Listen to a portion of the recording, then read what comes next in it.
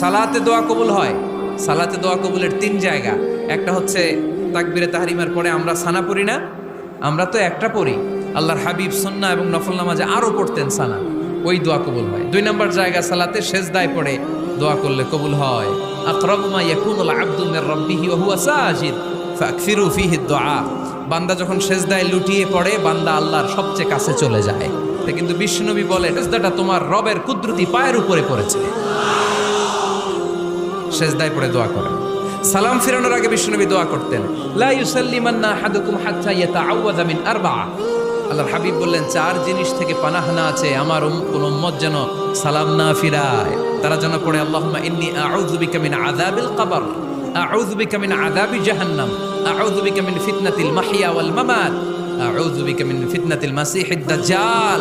আল্লাহ কবরের আযাব থেকে বাঁচাও, আল্লাহ জাহান্নামের আগুন থেকে বাঁচাও, আল্লাহ জীবন